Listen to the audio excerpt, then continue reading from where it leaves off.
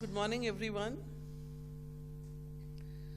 At the outset, I'd like to thank Dr. Garg and the organizers for having me here today to chair this session, an important session on skill and leadership development in the energy sector.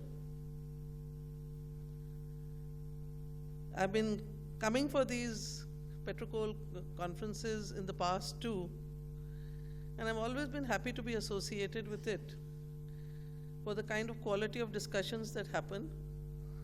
And I'm hopeful that by the time we start this session, there'll be more people in the hall to benefit from it. I'd like to introduce my co-panelists before I give my opening remarks.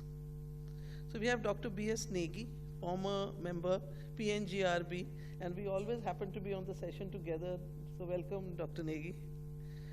We have Dr. Praveen Saxena, CEO, Sector Skill Council for Green Jobs, welcome. Mr. Sanjay Sharma, CEO, Sector Skill Council for Mining, a very warm welcome to you. And we have Dr. Veena Swarup, Dean Academics, iBusiness Institute, welcome, Shweta.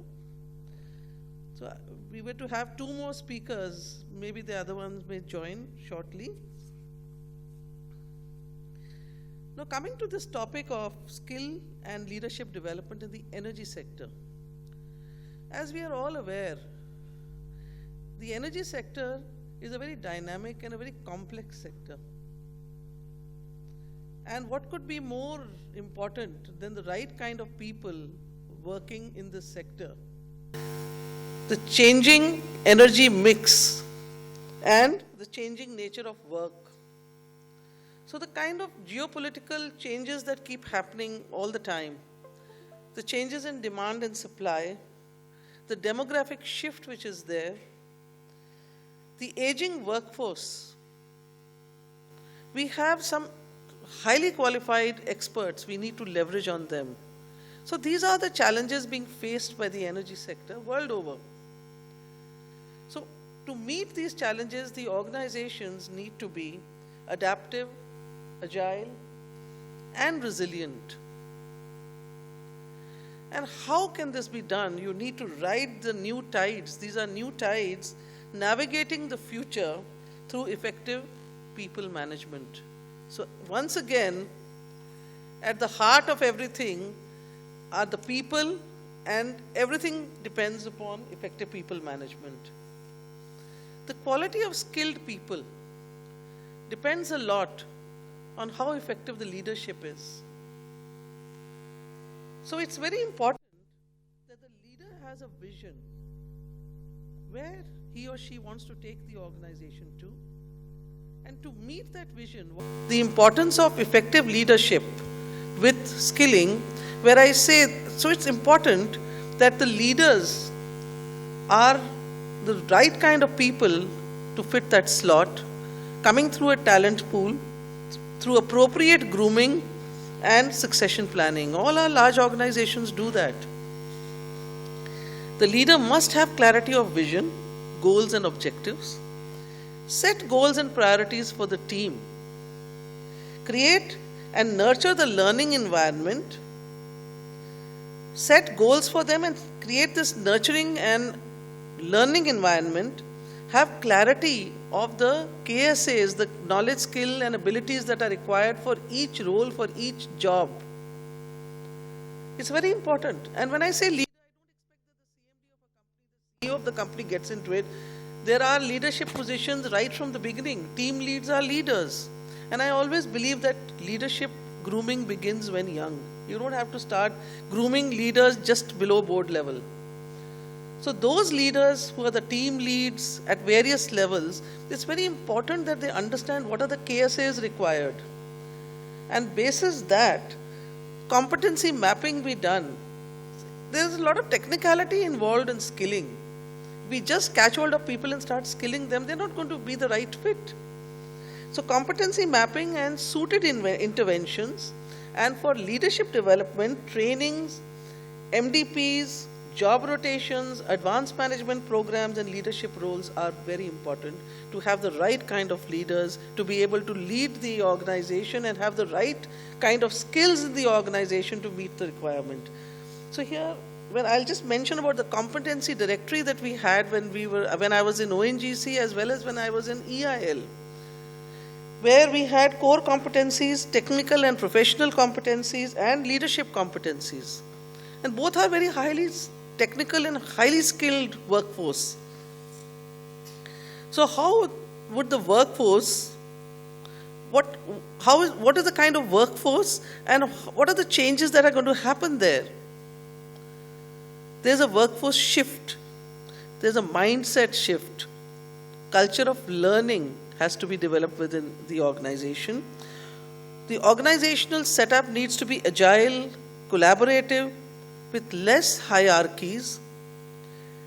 New collar jobs need to be thought about. We have the blue collar, the white collar, but the new collar, middle level. The workforce composition should include now, in the present time, gig, contractors, and freelancers.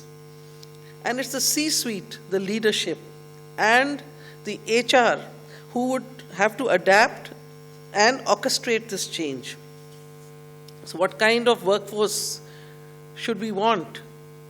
An agile, customer-centered, knowledge-intensive, highly productive, involved and participatory, continually learning, proactive, diverse, and highly risk-taking. So to build this foundation,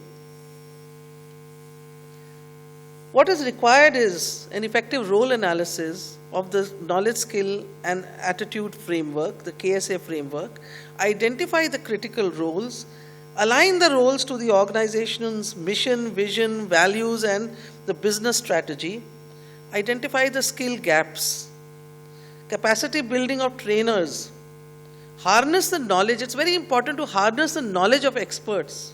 We have so many experts in our field.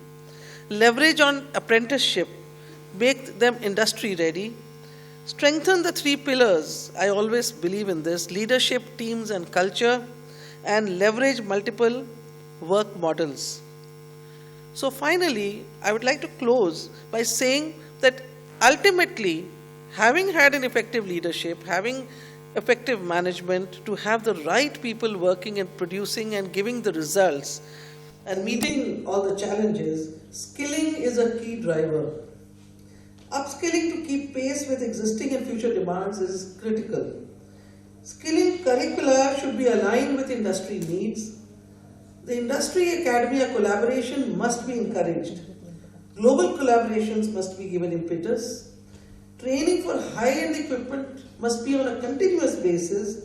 Skilling through rotational training be ensured, and mentoring and coaching be given at every stage. So I'll conclude by saying a quote by Jack Welch, that before you are a leader, success is all about growing yourself. When you become a leader, success is all about growing others. So it's with 2 together as a team that organizations succeed. Now, having giving my opening remarks on what is the importance of skill and leadership development, I will like to invite each of the co-panelists one by one to come and give their thoughts. And we have 4 of them, so maybe 10 minutes each, whether it's via PPT or otherwise. And then maybe we have a bit of a discussion and then open it for questions. So be ready with your questions. Thank you so much.